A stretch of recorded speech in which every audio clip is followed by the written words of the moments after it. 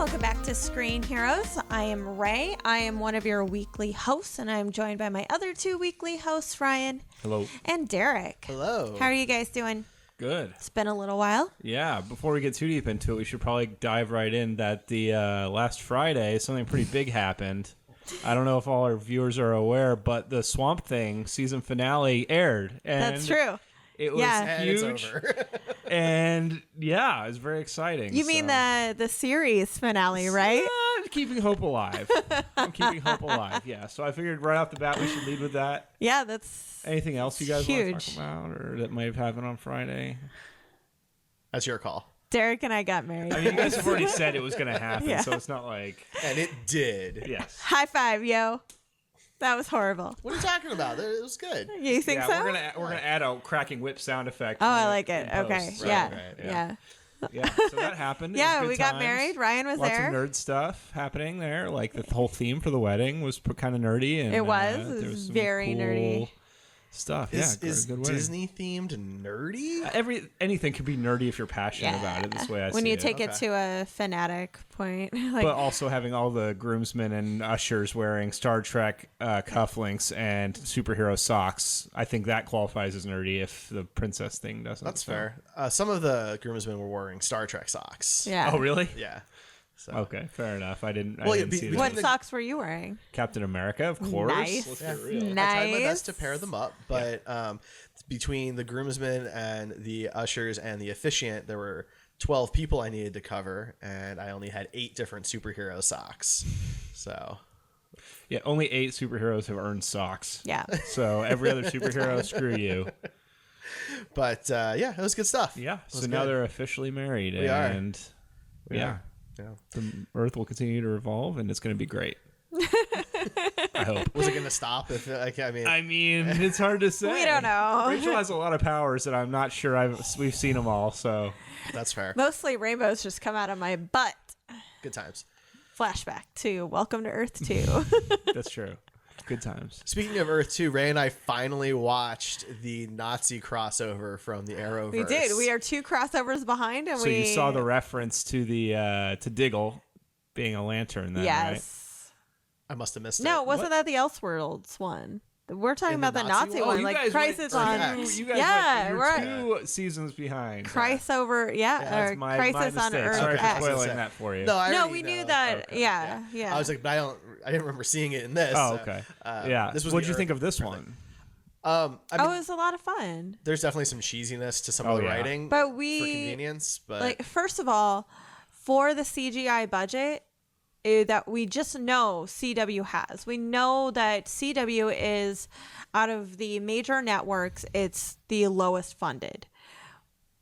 It did a really great job. I liked that they just played it off as Crisis and not as the 4 individual shows. I feel like each of them got decent amount of screen time.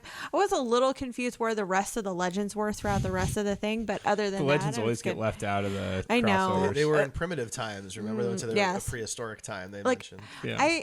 I just want Brandon Routh and everything. Yeah, he's Okay, great. like fine, whatever. You won't like him this next, or like in the latest season, because his hair's really long and he looks homeless. But Yeah, I haven't saw him at seen. Smallville, so- Yeah, I've seen him actually like do photo shoots and cons and stuff, and I'm like, what are you doing? Yeah, he finally cut it, but like the whole season was him with really long hair, and I don't know why. Did they ever figure out what to do with a love interest for him? Because I know they keep No. trying women, and it's just not working. No, they found a man actually. It's not like a gay relationship, but they found like a bromance bro? type situation. That's. Well, I wouldn't care if it was a gay relationship. yeah, like I just but- want his character to find love Right. already. Well, so speaking of Brandon Routh, if we're gonna just we can dive into news here. Yeah, so let's talk about Crisis on Infinite Earths, which is this year's Yes. seasons. It's really the seasons because it blends into 2020. It's also, I think, basically the end of Arrow. Yeah. There's like one Yeah. episode after that of Arrow. So. This one's pretty big, so it includes Batwoman, so it's actually 5 series. And Batman. Which is going to cross... Well, I meant her show. Oh, the gotcha. show Batwoman, but that's fair. But yeah, there's a million freaking characters in this crossover, including Brandon Routh reprising Superman. But well, it's that a we already different touched on Superman. because that they talked about at San Diego Comic-Con, which Right. was Yeah, our Kingdom last Come. episode. So stuff that has come out since, Black Lightning will be finally joining the crossovers. He's been around for 2 years now. This will be his 3rd season, and he is finally getting to be a part of it. So that exciting. makes me very happy. Same. I think that his show would do really well crossing over, and like a Black Lightning Flash team up just seems way too obvious for me. I don't know why we haven't seen it yet. Add Captain Marvel and Team Lightning. Ooh, I love it. And Thor, like, let's do this. Look, but we mentioned this when Black Lightning was first coming on the air. It didn't really make any sense to us that it was in yet another Earth. Yeah. Because Supergirl, they've had to come up with convenient ways to let her go back and forth because that doesn't make a lot of sense either. And now you've got Black Lightning in his own. Is Batwoman in her own? No, That was in the Arrowverse. Like, she's in the Arrowverse. Yeah. Okay. Just confirming. Yeah, the Elseworlds crossover actually has them going to Gotham. Yeah. Okay. They don't cross to a different universe. Arrow is like, or Oliver is like, we need to go to Gotham. Okay. Or something like that. And then they just go to Gotham. Then they just go. That's it. Like you do. Yeah. You can't simply walk into Gotham. Right. Well, apparently you can. Yeah. If you're a vigilante. All right. So other news. What else do we have going on? We didn't cover everybody. They added a lot more. Lex Luthor from Smallville. Yeah, John Michael Cryer Rosenbaum. and Michael Rosenbaum Very are going to be in. excited But about yeah. Yeah. He's probably my favorite live action Lex Luthor. No, he's my favorite live action. He is my favorite live You action. can't Gene Hackman and Kevin Spacey were just bad guys. They were like they were my least favorite. Because you're a bad guy doesn't mean you're a bad guy. Zangief. Oh, God. Sorry. Did I just make a Disney reference? You did, yeah. Totally did. In all fairness, Wreck-It Ralph is like supreme Disney That's true. movie. That's like fair. it's high quality. I did see today that we might actually get to see the Diggle Green Lantern that you mentioned earlier. So that'll be a cool thing they've been building up to. Well, for that 8 exists years in the that we get Arrowverse. for 2 minutes. So Yeah. I mean, somewhere. I think their thing is Stephen Amell wants to walk away and Emily Richards wants to walk away. Rickards, excuse me. But the rest of the cast isn't really wanting to. So they're trying to find out new homes, if they can do a spinoff, if, Dave Ramsey can carry a show by himself. I love Diggle, but I don't know that he's a good leading man for a And show. the problem is like all these side characters get swept up to Legends, and that's a problem. I think if you're just going to put everybody in a blender, it's not always going to work out well. So. Well, and the thing with Diggle is, I mean, if you make him a Green Lantern, then maybe he could hold his own series. But was he going to be another Archer? You know, is he going to be Arrow? He has or worn is the he, Arrow suit, so Yeah. right? he does. Yeah, multiple times, or is he going to be? Oh man, I'm drawing a blank on his helmet character name. Guardian. No, it's not Guardian. No, it's not Guardian. No, That's it's not Jimmy Guardian. Olsen. I confuse the two head hammer things. yeah, I don't remember what it is either. See, like that's a Spartan. Spartan, yeah. It was like And Sentinel. just like Emily is Overwatch. No, she is not. But like Spartan's really just, That's it's what just they a call code name I for know. him. You know, it's really just him with a helmet, right? Yeah. So they got to give him something more, make a character for him. Well, they do have several other characters that are named DC characters in the team. I mean, they have That's true. they have 3 different Black Canaries at this point, or 2 Jesus, right now. yeah. Right. Yeah. And Ragman has been a part of the team in the last few episodes or last few seasons. I loved Ragman. He was great. Yeah. Wild Dog. right. So and they've been doing a lot of future flash forwards, so they could do a future Arrow team because they've already set up some of the kids of the characters in the Yeah, future flash that's true. forwards. So I mean, they definitely have options. I just don't want them just to throw Diggle in the Arrow suit and just keep making they Arrow. won't do that. You know. They've already announced the Arrow's done, Right. So they won't do that. But there's a rumor going around that there is an unannounced CW superhero show that's going to be taking Arrow's time slot. It's not Batwoman. No, I not Batwoman. imagine we'll start hearing more about it.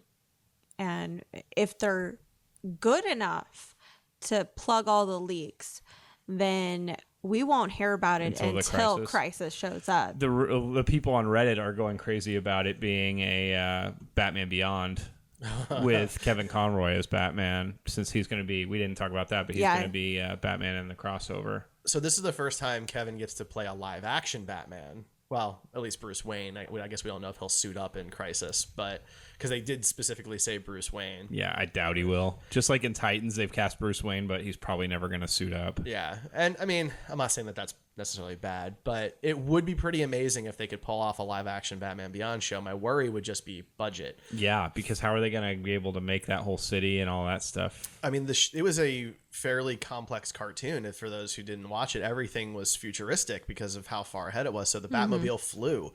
A lot of the villains were, I just remember Morpheus type things that could, how complicated the Royal Flush Gang was in this man. version. Like Yeah. they could fly on their cards like hoverboards, and it was would look very cheesy. It does have I don't that love the potential. way flying looks already in like Supergirl and some of those shows. So it's hard to get it right. Yeah, it really absolutely. is. And Supergirl at least has the advantage of it being so fast. You kind of miss the detail anyway. Right, Batman doesn't fly that fast. Right, and the Royal Flush Gang, the whole point is to show them kind of gliding into to a scene. So that certainly has the potential to look terrible. Yeah. As much as I want to see more Batman Beyond, I loved that show, but there's still some really cool opportunities without going to the Batman Beyond first. That one's just not yet. even a rumor. That's just like a bunch of people crossing their fingers for It's it what on they want, Reddit. yeah. You know? Okay, so what would you guys want? I mean, that's such a hard question because there's a million characters that they could pull from if they wanted to bring in somebody completely new, but they've never done that. All of the shows after Arrow have. They're backdoor pilots. Right. So I imagine it'd have to be somebody from an existing show. So I pick probably want Constantine to be back Yeah. and get his own show because he's fine on Legends, but either that or like some other member of the Justice League Dark, and then have Constantine be like the lead into that. Constantine, I they guess. could rescue Swamp Thing. And Yeah, I don't absorb know that him. CW could do Swamp Thing if No way. DCU didn't have the budget for it, but Constantine seems the most likely though. He already had a show. It was the complexity of it is something the CW could handle, right? So actually that's probably a good possibility.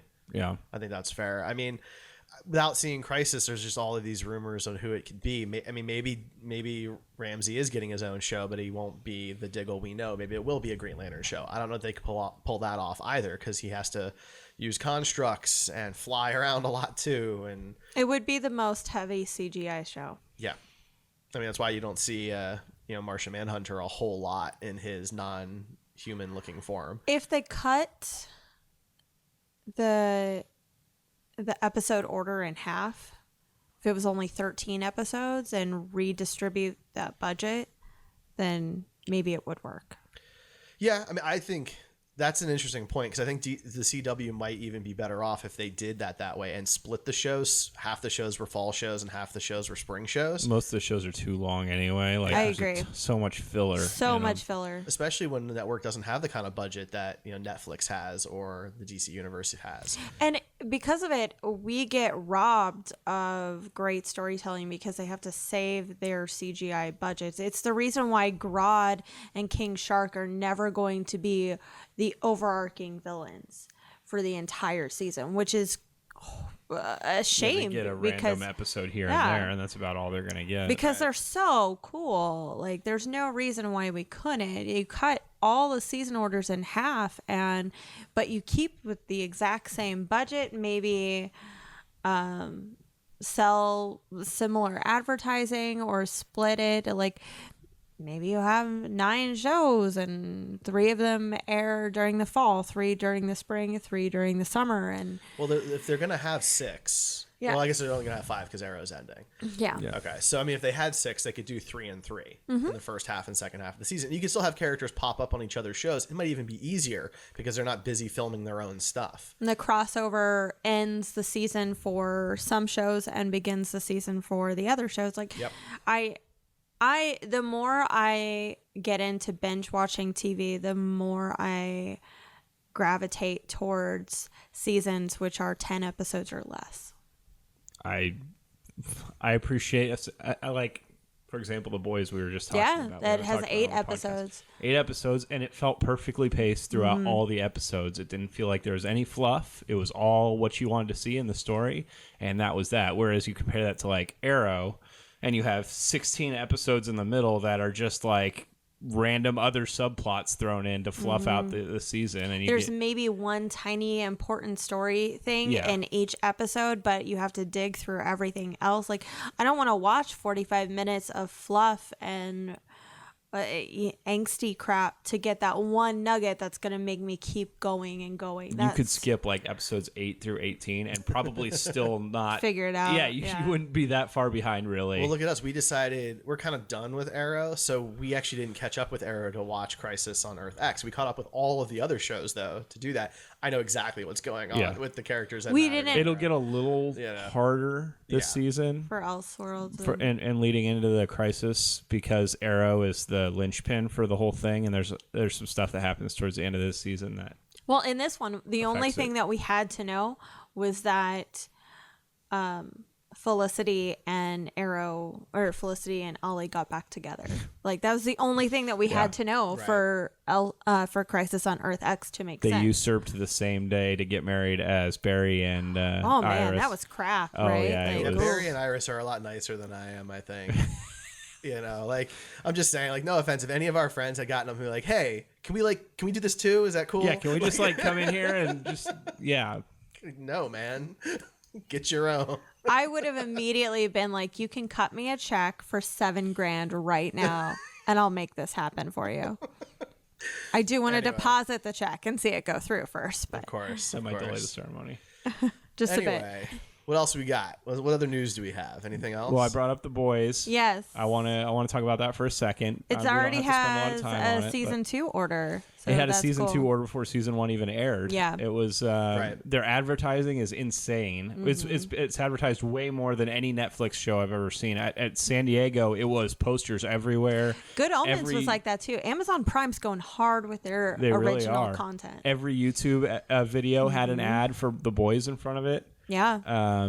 Yeah. Screen Junkies and What Culture, two major entertainment sites that And are The Nerdist. similar to us. Yeah, the Also Nerdist. They all had The Boys Sponsored by The Boys Yeah. every episode. So we're only 2 episodes in, so like, we can't really spoil much or anything like that, but the production quality is very high. The suits all look really cool. I have one gripe with the show, and that's I feel like they either tried too hard to match DC exactly, or just Isn't straight it? Am up. I mistaken? Is it owned by DC? I feel No. like it didn't. When it came out, it was not. But then I feel like DC bought the label. Garth Ennis wrote it, and he notoriously hasn't really worked for DC. So I think he originally designed the characters mocking DC because he was like passed over for jobs. Yeah, I think that's the whole point. Is that it's supposed to be a mirror of the Justice League and to be a realistic take on what that would be like in our world. Truth be told, like when The Boys was written, Justice League was more iconic. Like Justice League is the ideal superhero team, and 5 or 6 out of the 7, 8 main members that we know of have iconic symbolism that you can find all over the world, and every language knows what it means, who it is. So I think the iconography is easier to mimic and mask. And the only gripe I have is the names are dumb. The names aren't great, but I mean, there's lots of superheroes that have bad names. Yeah. I think Aquaman is not exactly like a super... No, you're totally the right. thing I for would me have made is- fun of that if we were kids in the 1940s. I would have been like, that's stupid. The thing is, for me, it doesn't come off as satire. It just comes off as a ripoff. And I'm not saying that that's going to make the story bad or the actors bad. It just, you could have at least made some of the heroes, like it's the straight up original lineup essentially, right? Like, Yeah, intentionally. I know it just, but that, I don't understand why you would feel that way. The guess whole I don't- point of it is to satire the Justice but it League. doesn't feel like what's satirical about it. You're the only person I've talked to that feels that way. But here's my point You is, haven't watched the whole series, so you haven't found out what's watched- satirical I about haven't it. watched all 8 episodes. I said that up front, right? But it doesn't feel like satire. It just feels like we're gonna make the Justice League all assholes and that's tell a whole fine. different story that hasn't been done to try and see what I it would didn't be say like. the story was a realistic. ripoff. I said the characters are. So the thing is the fact that what's his name, Homeland. Homelander, Yes. whatever, is the fact that he is Superman, is that actually relevant, or is the fact that he's kind of a pompous asshole murderer that's relevant, because he doesn't seem like a satire take on Superman. He just has the exact same power set in a similar suit as I Superman. think it's similar to the Watchmen take. Like, what happens if, this alternate timeline, if superheroes were real, what would they be like? And in Garth Ennis's head, they would be most likely just the same jerks and assholes that we all meet every single day in customer service and in healthcare and in the corporate celebrities world. that are raping people and molesting it's like- children and things like that. And Like it's I all What if R. sponsored Kelly by had corporate superheroes? America. And like I said, yeah. the story isn't my issue. My issue is the character design, right? Like, why does it have to be a ripoff of a specific character to tell that story? That was also like It gives the person that's viewing it something they're already familiar with Superman, so then they don't have to have a huge backstory on the character to be able to go, okay, I know the story of this guy. Basically, we know what this guy can do. He's obviously Superman. They can't use Superman because Well, no, I know they can't use Superman, but even like Watchmen, for example, like the characters, like there's some that have some crossover, but most of the Watchmen characters are fairly unique from DC main lineup characters. right. But you've got Superman, Aquaman, Wonder Woman, Stargirl, and the Invisible Man. Who else is in there? Lamplighter, Lamplighter is basically Green Lantern, Black right? Noir. And Batman. yeah, so I mean, Is he though? in the first 2 episodes, he's a dude that wears all black and has tactical gear. That's it. I know, but like, Yeah, my that's point- basically all he is through the and whole if- series. To be and- honest with okay, you. well, if that was the only thing, like Owlman, right? Like, you can have some similarity. Night Owl. Thank you. No, Owlman is Crisis on, Oh, right. Yeah, he's from the other- Owlman exists yeah, too. He's Yeah, from the other Earth. Owlman, yeah. See, not Watchmen though.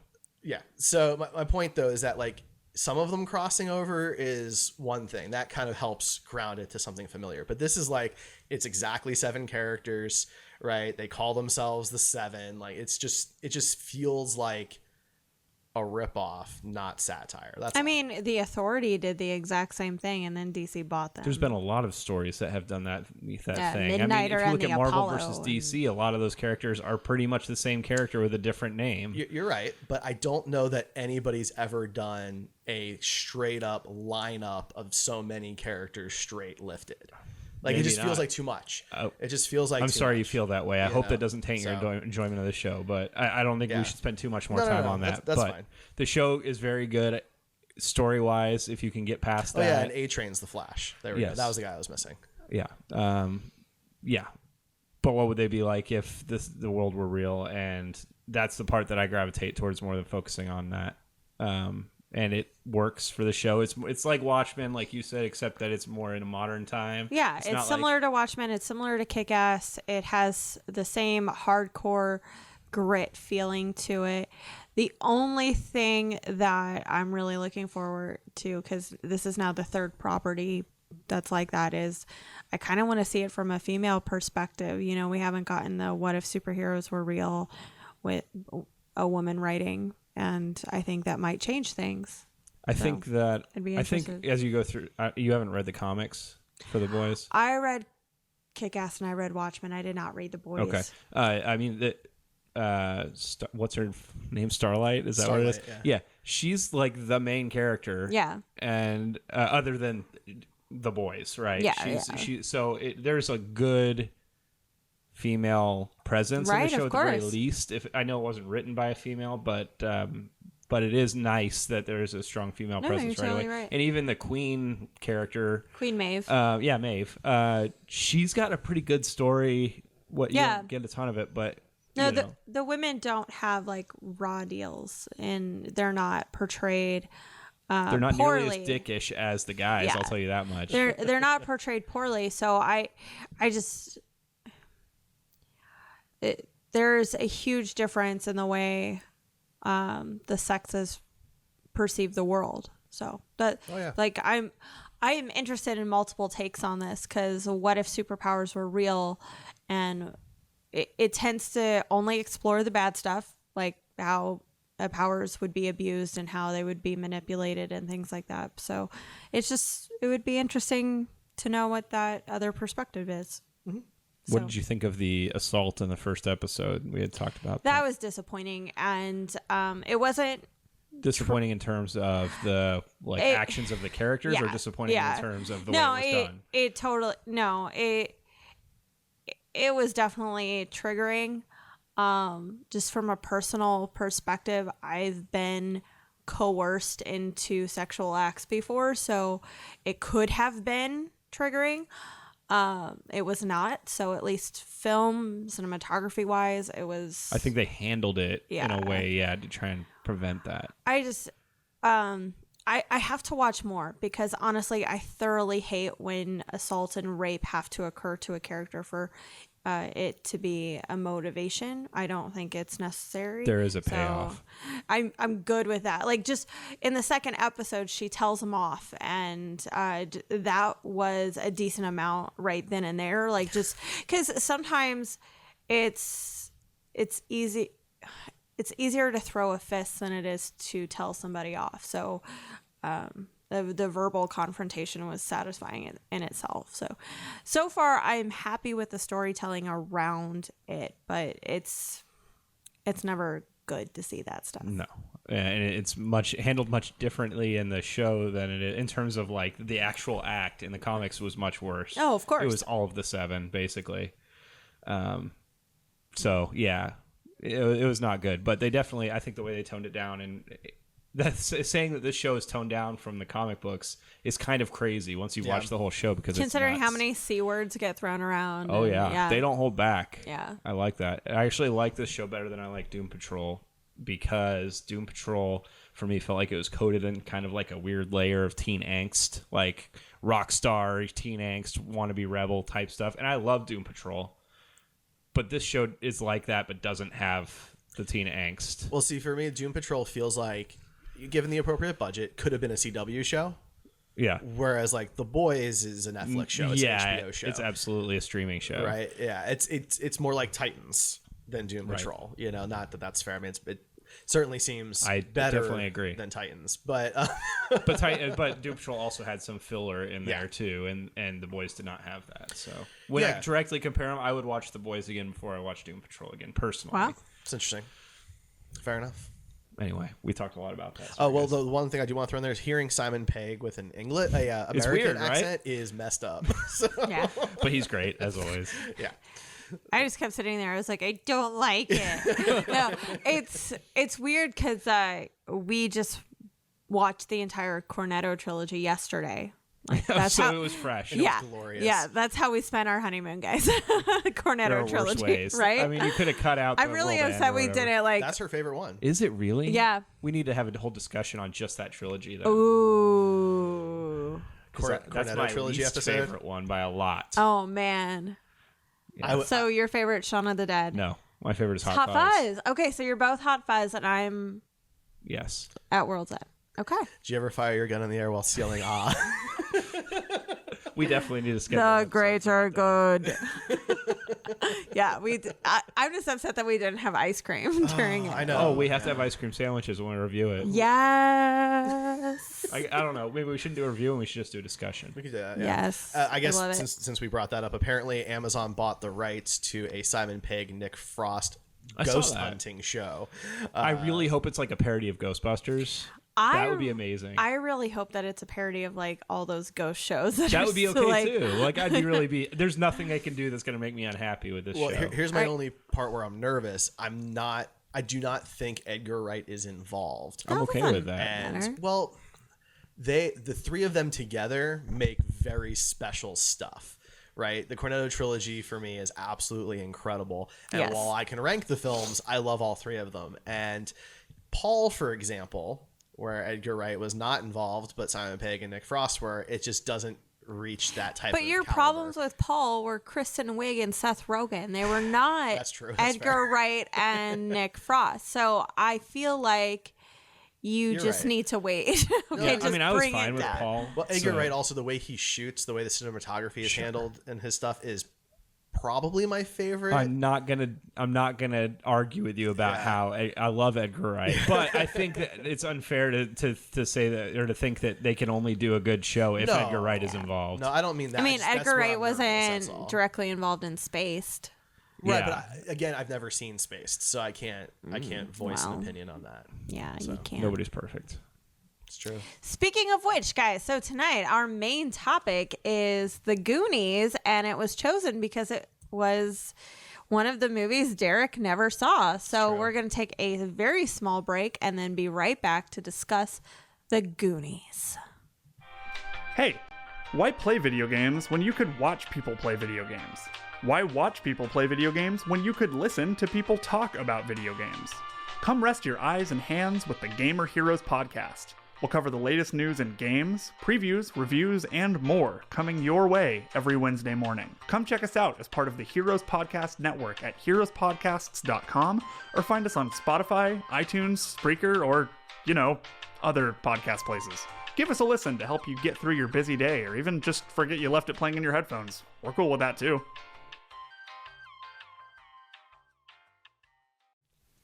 All right, guys, we are back to discuss the 1985 classic Richard Donner movie, The Goonies. Now, this was a Steven Spielberg screenplay, executive produced by Steven Spielberg, directed by Richard Donner, stars Josh Brolin and Sean Astin, Corey Feldman, Martha Plimpton, all before they were like super famous.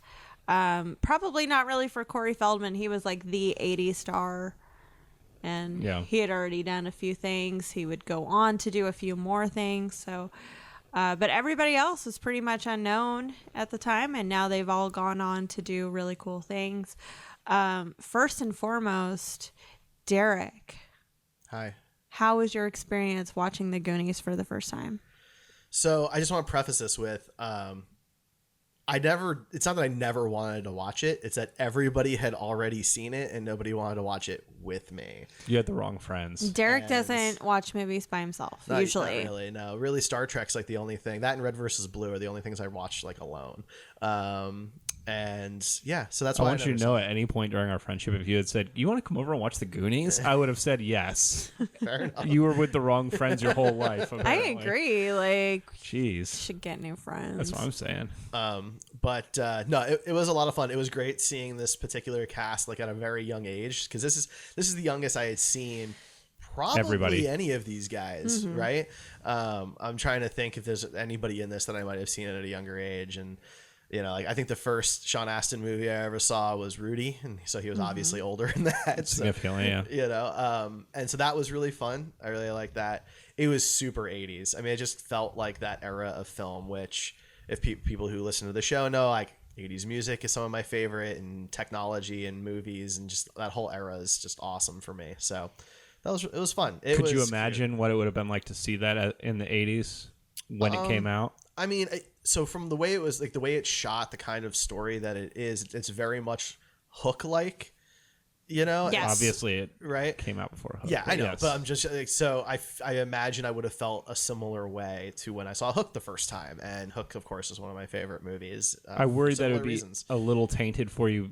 It's like whenever you go back and watch something but that did something really amazing, but then it's been done several times since then. And it has. Then I was worried that maybe it wouldn't be as special for you because you'd seen it almost everything that movie did that was special before, other than maybe the cast. I mean, the only downsides to it is there's some of it's a little rushed because of just the era that the movie was made in, right? So like they have to rush through and explain, why these guys are all friends together and why there's all this, like why they have to leave. And it's just, I feel like if it had been made today, they would have been given more time to flesh some of that out, right? But I mean, it has some 80s tropes, like the old white corporate guy is the bad guy, the real bad guy, right? Like, yeah you've got the criminals I'm drawing a blank on the family's name. The Fratellis. Fratellis, thank you. You've got the Fratellis, but they're not the real bad guys. The real bad guys are the corporate owners who want to turn everything into a golf course. Kind of like Ghostbusters, right? Yeah. Gozer's not the real bad guy. It's No, really Walter Peck. Yeah. Yeah. Walter Dickless. Peck was just doing his job. Yeah, well, he could have been nicer about it. Okay, Rachel, I have a question for you. What can you go through the sequence of what Derek's face looked like when Sloth ripped his shirt off and had a Superman shirt, and then the Superman theme played? So No. I didn't ask you, Derek. You're right. Give Rachel a chance to talk. okay, I think you have to ask Derek because I was not watching him. I was watching the movie. No. See, when I watch a movie that somebody hasn't seen for the first time, half of it for me is watching the reactions to the best parts of the movie. I will say that one of the first things Ryan and I ever did together as friends were we went to go watch Ghostbusters in theaters, and I sat 2 rows back from him, and I did not watch the movie. I watched Ryan, and it looked like he was watching it for the first time. Like he was First time, every reacting time. like he had never seen it It before. was only my second time seeing it on the big screen, so I've still there's never had a difference. chance to do that. It bums me out. I'm sorry. Well, in all fairness, looking back, It was better Ryan that and you I, weren't there. Ryan and I were both with people that we're no longer with, and like he was also in full cosplay gear. He was probably very high. It was like a night in August. Something like that. Yeah, it was. It was an intense, warm. sweaty night. Yeah. So that scene in particular. So one of the downsides to waiting this long to see it is there are certain aspects of the movie that I was aware of. Right. Right. Sloth wearing a Superman shirt was one of them. Yeah, like That's 'cause I've seen unfortunate. that image, right? That imagery has been used Every before. action figure of Right. Sloth or whatever. Yeah. Yeah, It was it's like- always. I knew that was going to happen at some point. But you didn't know the theme was going to play. No, I didn't know the theme was going to play. I didn't know the exact context. Like I had some guesses and things like that. Okay. But So what was it? How was that moment for you? it's a great scene, right? The pirate ship is awesome, and he's doing the thing that he watched in the movie where he cuts down the sail and everything, and it's just it's fun. It's shot in a way that movies are no longer made. Well, Right. it's like Spielberg used Richard Donner's expertise because at this point, Richard Donner had been making movies longer than Spielberg had, and he was on set probably every day, and he reused this stuff for Hook later on, especially everything on the ship. Absolutely, all the fighting choreography. It was Goonies amped up to 11. So it was definitely, the two of them working off of each other. And I didn't realize that it was a Donner film until we watched it, right? And that was really kind of cool because I didn't know the Superman connection that I had seen in pop culture all those years. I like the way movies used to be filmed. Like now everything's done, in these green screen studios, right? Like there was that behind the scenes photo that was released recently of I guess it's Infinity War, right? Where the hero they're running scene, and they're all on individual treadmills, and it's just green behind them, and like they're not even running together. Yeah. And like I don't know, there's just something a little sad about that, I think. Yeah, Chunk was really falling the whole time, and everything was. Well, like the slide scene, for example, like even in the credits, they had to thank somebody for supplying the slide. It was Right. an actual slide that they had to build and dress up, and there was no CGI used, and they're actually sliding. Now, there's no real danger, of course, right? But they're also not totally in a studio somewhere with just green all around them. They're actually sliding through a fake cave, and it's just I like it. It's real. The pirate ship was built. Somebody had to build those sets, and it was actually there. And all of the traps and stuff are really fun, and they're very Indiana Jones-esque, of course, which is on purpose. And So Derek is definitely Data, right? Oh God, I've never seen Derek go balls to the wall on that kind of stuff. I just feel like but- he's tries to be the most technologically advanced of all of us, and see, I'm Yeah. worried. I'm more worried on Mikey, because I always wanted to like do these crazy things, and nobody else ever wanted to. So I kind of felt like that That's a little fair. bit, where I like can see that. I used to be Mouth, and now I've grown into Chunks. So like, Whoa. At least you're not Sloth, okay? Let's be real. Sloth was very useful. Okay, Sloth was He a has good his person and very useful. He has his moments. so. I mean, we kind of are all over the place. on Yeah, we this are, one, sorry. so- Well, I'm assuming that our audience has seen this. You Yeah, know, so I don't we're think not we need really to approach it like a reviewing it. review. We're just That's fair. discussing it. So, I mean, my favorite parts are, of course, once they actually start the journey and they get to the closed down restaurant. From that point forward, the movie is much better than I guess the first act. They had to establish characters and everything like that first. They did, and there's some great stuff in those early moments. Truffle. Nah, that doesn't hold up well. No, what? I think that might be the only real moment that doesn't hold up too well. The Rube Goldberg doorbell is pretty great.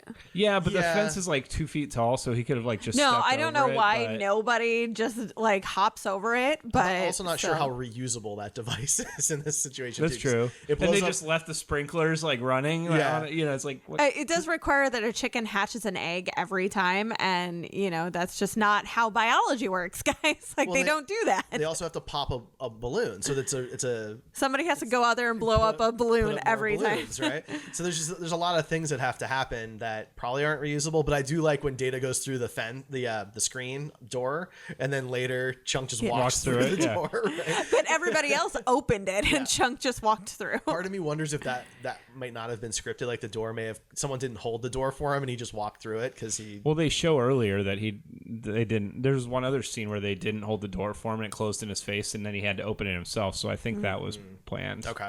But, so, what are you happy about that things have changed in cinematography sense or in movie sense? Like less ads. I don't think that's true though. I think we get just as many, if not more now. Because think about like in Endgame, every time Tony drives up in a car or anybody drives up in a car. I guess it was just less subtle in the 80s. Like when people complained about the advertising in Stranger Things, I thought that was actually very true to the era.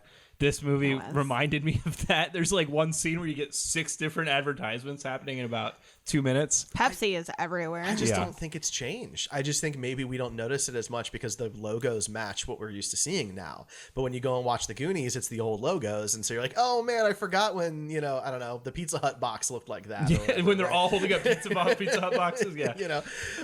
Like it's just, that's more noticeable now because you haven't seen that logo since you were a kid, right? Right. I don't think product placement is any different today. It's just different. People are more selective about what's in there. They're not like, oh, I have to get Doritos in the shot. They're like, no, I have to get Sony and Toshiba in the shot. And, they'll use a phone, but it's not like showing the Sony symbol. It's just you see the phone. And if you're a phone person, then you know that that's a particular phone. And maybe that's the way it is now. Is just the designs are slightly more subtle. Yeah, maybe that's the case. But I mean, in Captain America: The First Avenger, they were able to get a ton of product placement just in the Times Square scene. Yeah, and they use the moments they have. It's maybe they're a little bit better at blending in. I don't know. Maybe. I mean, it depends on the film. A thing like Captain America is mostly a period piece, so it's a lot harder to do that during a World War II movie, right? Yeah. But, I feel like the more modern films, and maybe it's the Iron Man ones, maybe because of Burger King. Yeah, right? Yeah. Like, I need a Burger King burger. Yeah, like that was pretty bad. Yeah. So that's all. Yeah. I feel like characters are slightly less tropey, or people try to make them less obvious. The fat kid. Always wanting food, the smart Asian kid, the mouthy kid whose literal name is Mouth, and so the names are not particularly clever in this. No, Data, Chunk, Mouth, and Mikey. Like but those are all most of those are nicknames. So I can buy that. Kids aren't exactly clever in real life. They're more clever now probably than they were in the 80s. But I mean, and that's fair. I guess I feel like. We still have the same kinds of tropes today. Maybe they're just hidden better because the movies are more spectacle, right? Because if this movie was made today, you wouldn't have just had a pirate ship in a cave. There would have been some little gimmick to it that would have been some ridiculous CGI nonsense. Oh, sure. That would have Well, we would have actually gotten to see the octopus. It wouldn't have been cut. Right. So do you want to talk about that bit? Because you know some details. I had to point it out to you because, at the very end, they're interviewed by the news, and Data says something about the octopus was the scariest part or something like that. Yeah. And the octopus, it was built, it was shot, it was cut for some reason. I never got Spielberg or Donner's reason why. Probably timing. Probably. Movies weren't as long back then as they are now. They tried to stick to the 90 minutes. Yeah, it was almost 2 hours in the 80s. Hour and 54 minutes for back then. That's a big deal if you weren't like Aliens and Terminator, right? Yeah. This is a kids movie for all intents and purposes, you know. But there is one shot where you can see a ginormous pinkish purplish body in the background, and I assume that was the octopus prop that was built. So never know, but it's kind of like behind the pirate ship. And so for me, for someone who didn't know that story and it's the first time watching, I didn't catch anything in the background. I thought the kids were just embellishing the story, you know, and it plays off that way fine. So it's maybe that's why they kept that line in, because it just felt like kids embellishing the story, which plays into why the cop originally didn't want to believe anybody, because they've lied so many times about nonsense. This movie did kind of set up the inept robber trope that has followed through like Home Alone movies and stuff like that, where they're just adults that are so grossly inept at everything. Home Alone kind of perfected it, man. Like, they did handle it better than this movie. Obviously, this movie was the first one that I can think of that I did something like that. I mean, they were like when she's pointing the gun at him at Data on the ship, and then he shoots the suction cup, and somehow the gun goes like this totally right sideways. Before, so that it can stick to it. You know, it's like, okay, they're just so inept, and I guess that's the same reason that they do a lot of other inept type of characters in movies, but to make the kids feel better about you know, how intelligent they are versus the adults, and make the adults look dumb so that the kids can look smarter. Well, in a lot of cases, it's a budget thing, right? Like Data's gadgets were super cool, but they were also super low tech. Yeah, but it was the 80s, so they were low tech for the 80s. I think about it. He had the little chomping mouth toy, right? And he had the suction cup thing. He wasn't and the using, oils like, shooting out of his shoes. That was cool. The slick shoes was cool. That's probably his best gadget, so to speak, right? Because he's basically a low budget Inspector Gadget. Yeah, is really what he is. You know, and which was popular around this time. So, and his dad was also the same way. That scene's super cute. Yeah, you know, you can't hug a photograph. Well, that line's a little cheesy, but when his dad everything in the tries to do cheesy. the camera thing and everything, and you can kind of see the connection, that's really cute. Yeah. But you also have like there's a lot of stereotypes, and you have the overprotective mother with the kid with asthma, right? He can't go outside, he's gonna die, like nonsense. That's obviously not true. The overprotective brother, you know. I don't know. That one seemed okay. He didn't really seem chasing him down on a little kid's bike. Well, that scene's ridiculous. Yeah, he's going 45 miles per hour on that thing. It's just like totally ridiculous. But you know, what are you gonna do? It was something. The dynamics of the older kids was very weird and confusing, and I feel like there was some story that was cut at some point to help make more sense, you know. But yeah, like Andy was with who's the other guy, the guy who was driving the car. I don't remember his name. But anyway, they're with him in his car. Todd, thank you. But she's got the name of every jerk in the 80s, basically. I mean, yeah, exactly. But she's got the date with Brand and everything. So like, was she also dating Todd? Did they have a thing? Because she had his jacket later, right? Because she sent it up to him in the well. So like, we don't know anything about that backstory, but it's kind of confusing. I got nothing for you there. Like I feel like Todd existed just to have like the fun toilet scene happen to somebody later, and it gives you a little bit of a payoff. So I didn't actually realize that was Todd. Yes, Todd is the one who gets all the pressure from the toilet, hits the ceiling, and then falls down and yells, "Dad!" See, so like they had shown him so little in the movie. I actually thought that was just another random guy, because they showed some other random people at like the country club and stuff. Yeah. So I didn't think that this was a character we knew, which is kind of funny. Yeah. So that, I guess that's something. And that's why he's there. That's why he's there at the end, where he's like, "Sign the papers. My dad is here." Like. Oh, see, I didn't realize that was the same guy either. Yeah. So like, they did a really poor job of establishing Todd. So. Do you think the sloth prosthetics held up? I think they looked fine. You know, I think that obviously they'd be different today. They'd probably in 1080 it looks a lot different. Like when I was looking at it, it still looks really good, but like the skin texturing you can tell is different, and the way it like glistens is weird. But well, I mean, American Horror Story has done that same look on a few of the characters. On purpose. Yeah, certainly. It was a little weird in this circumstance, but I thought it still looked really good considering when this movie was made.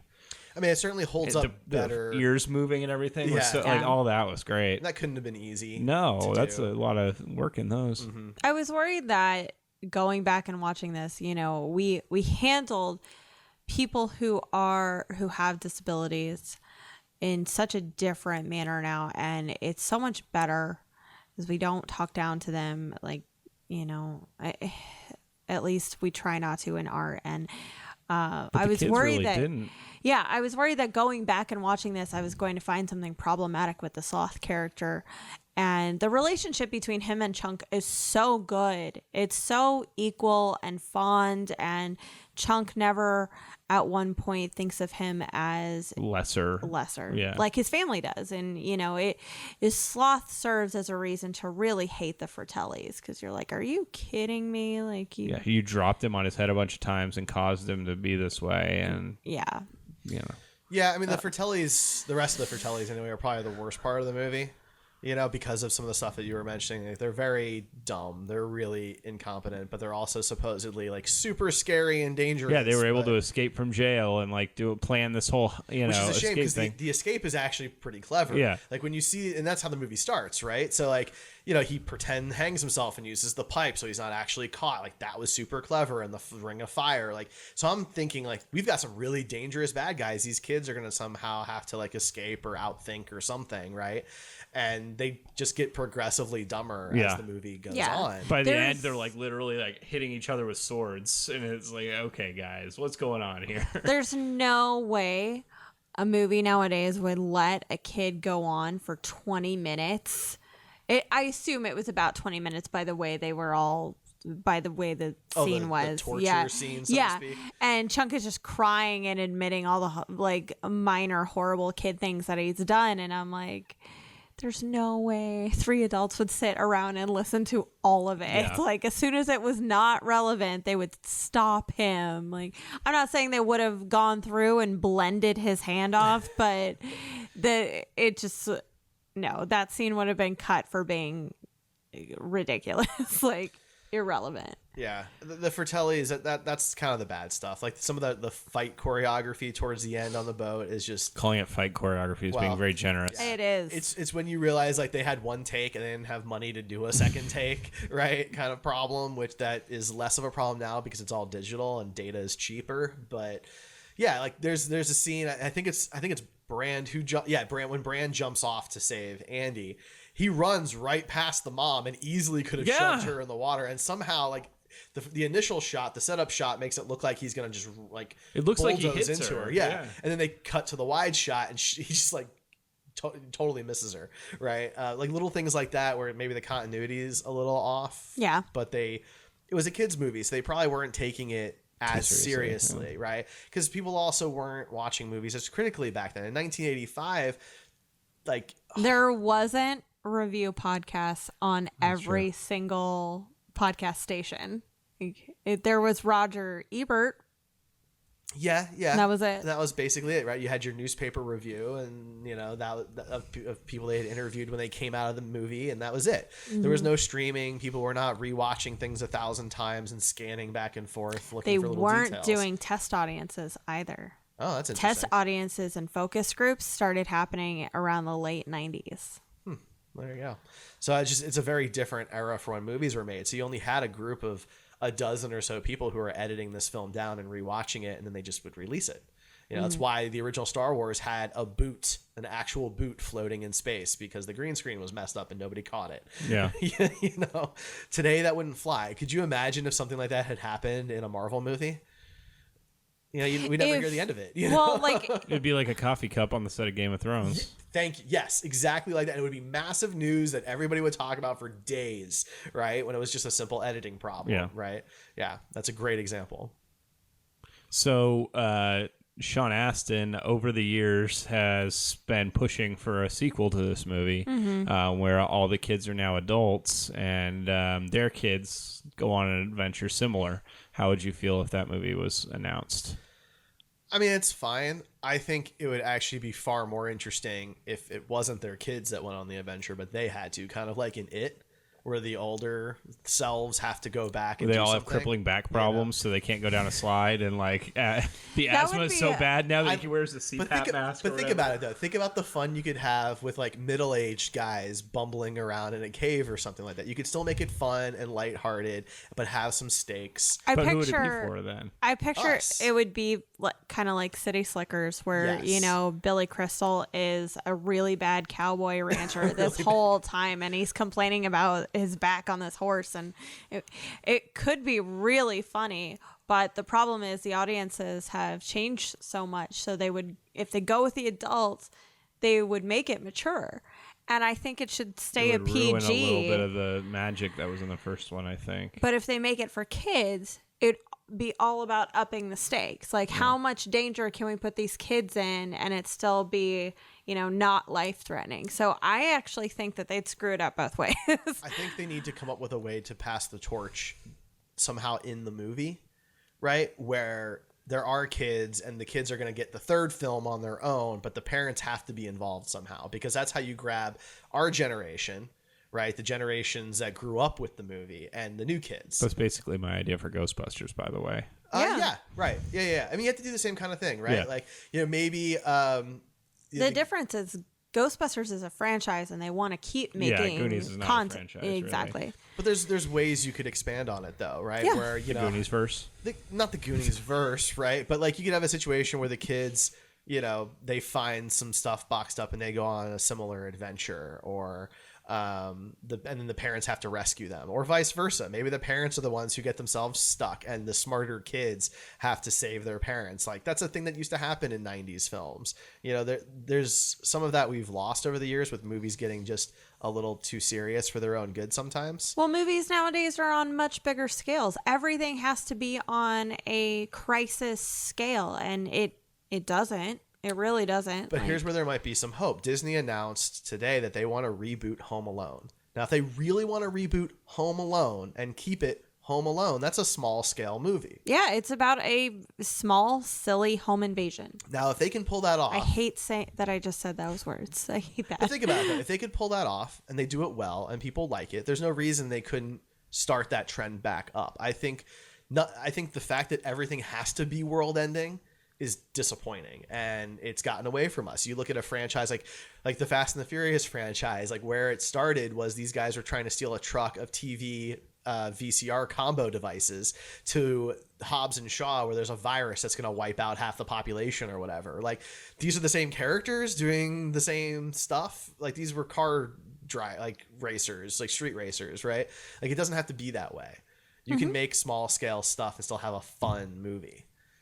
Yeah, I'm with you. I'm upset that like the only live action kids movie I can think of currently is the Dora the Explorer one, and it's still a huge scale thing. Like she travels from America to South America, the US to South America, and goes on like this magical mystical adventure. And like, don't get me wrong, that's kind of the plot of the show, but it's still on a much bigger scale. Like we don't really need that though. Like Dora the Explorer just did tiny things. And it's movies like The Goonies and Sandlot, those types of stories that made good movies 20, 30 years ago. There's no reason they wouldn't still be good today. Those movies aren't going to make $1 billion, right? And if a studio looks at you and says, well, we're only going to make your movie if you can make us $1 billion, then all you're going to get are these massive, ridiculous, stupid blockbuster type things.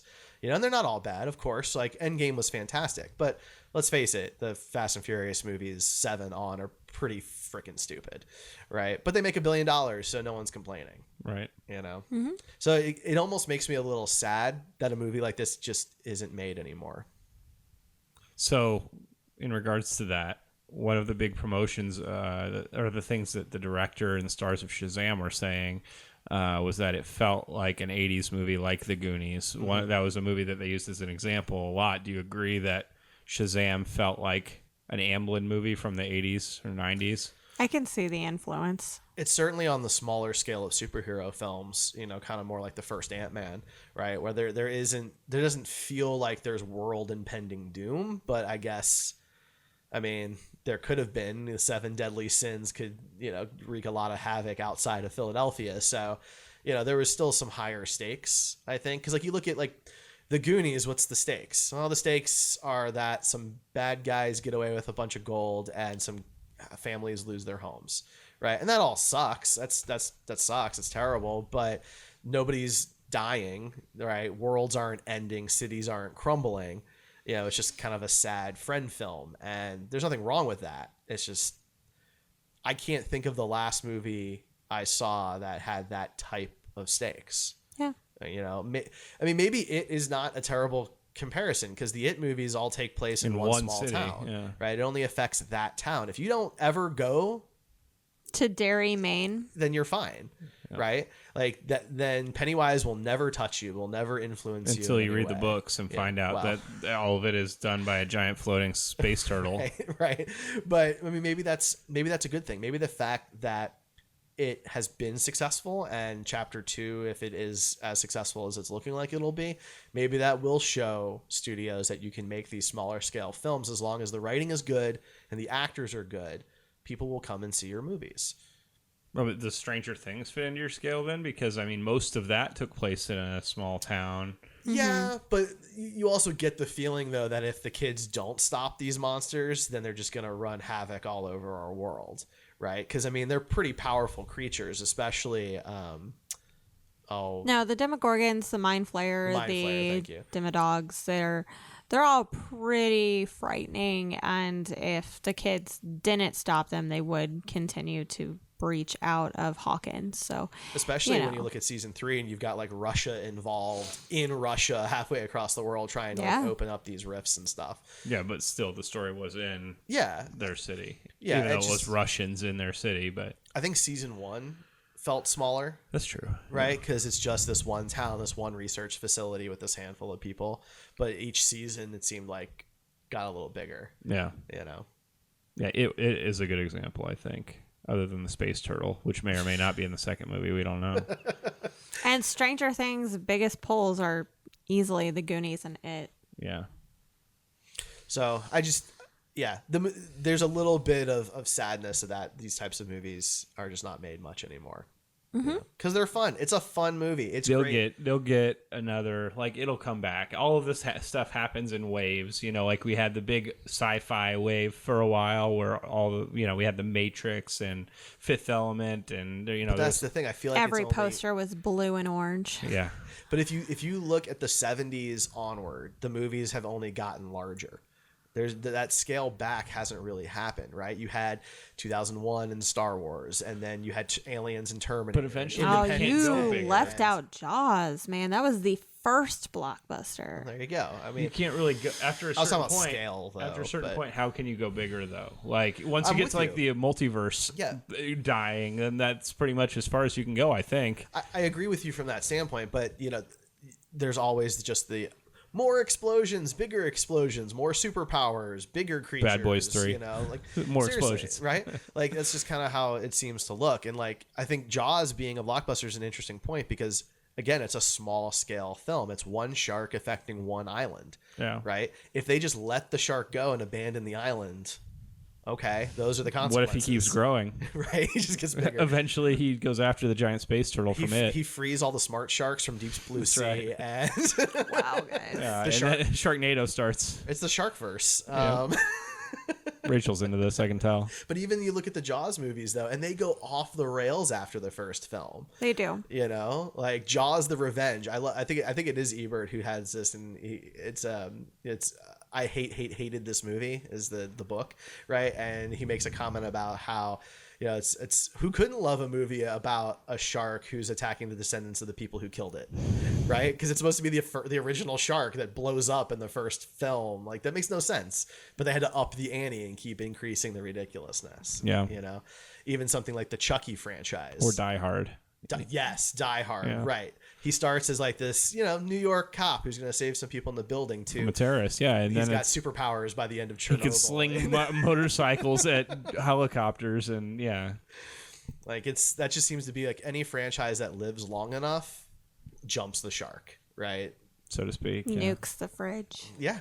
Indiana Jones. That's Yeah. a great example, right? Like he starts wanting to save some relics, and next thing you know, he gets nuked in a refrigerator. Now, Star Wars and has finds stayed some pretty aliens. consistent. You have a planet exploding fair star throughout like 3 different times, and it doesn't really get more powerful. It's Well, just, the sphere has gotten larger all 3 times. It's true. Each sphere is bigger. but it isn't any more powerful, really. I Sure mean, it is. I guess it did get a little more powerful in Yeah. 7, but whatever. My God. Oh man, but I don't know. I like the more grounded, smaller stuff, right? Because like this movie, yeah, they didn't have the special effects that we have now, but everything's fairly grounded. Like I can't think of anything other than the way the cave kind of crumbles conveniently at the end. Everything else could happen fairly easily, Yeah. right? Like most of these things are just like rope-driven traps that are fairly stereotypical cinema traps that you'd see in an Indiana Jones movie, and there's a boat. Like, Right. Nothing's like super That's a ship. outrageous. Yeah. A ship. Not a boat. They're the same thing. No, it's not. Yeah. Don't tell that to a boat owner or a ship owner. To a boater. A ship owner would not be happy if you called a ship a boat. Okay. Just saying. What else? I think we covered I think more that's than it. enough. Yeah, we really talked about the Goonies, man. Well, only for about a third of the conversation. It did go off the rails a little bit. Okay, at the end, I really like the movie. The kids are great. The kids are a lot of fun. I think that was a fun cast to watch, and it's almost a shame that there isn't more of them together doing that type of thing.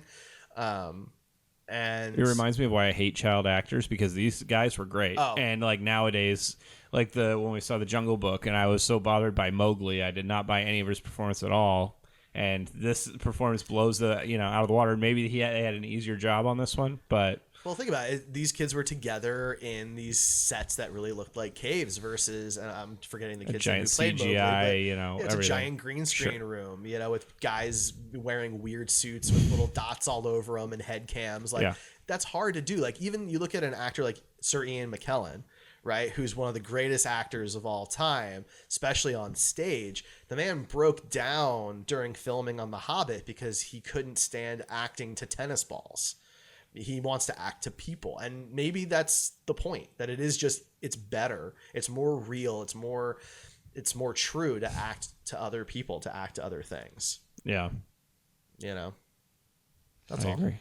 All right, guys. So that's going to wrap our discussion on the Goonies. Of course, you can join us every Tuesday night for movie discussions. And next week, because I just peeked at our schedule and it is not time sensitive, we're going to talk the Cornetto trilogy next God, week. how are we going to watch all 3 of those, rewatch all those before next I week? already did. So You got this. You want to borrow 'em? No. You got this. I don't want to do it next week because that's a lot of movies to watch. Can we do Mystery Men instead?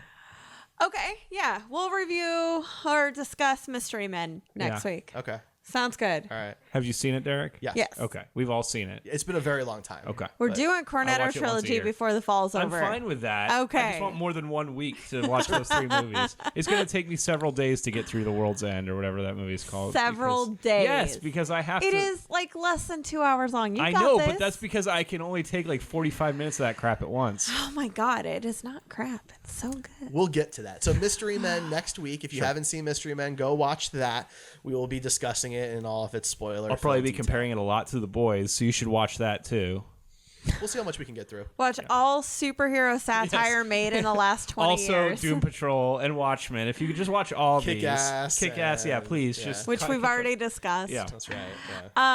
Yeah. So you can join us every Tuesday night on twitch.tv/heroes podcast to be part of the discussion about movies and TV That was and dramatic. superheroes. I didn't know where that wasn't was it? going. Right.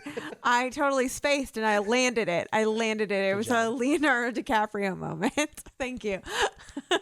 You can follow Screen Heroes at Screen Heroes Pod on Twitter. You can follow Heroes Podcast at heroespodcast.com or Facebook, Instagram, and Twitter at Heroes Podcast. You can also follow Ryan at Buster Props on multiple platforms: Facebook, Instagram, Twitter. You Occasionally. can follow the Star Trek dude, Derek, at Facebook, Instagram, and Twitter.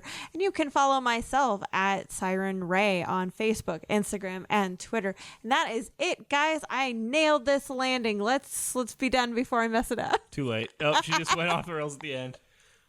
Bye, guys.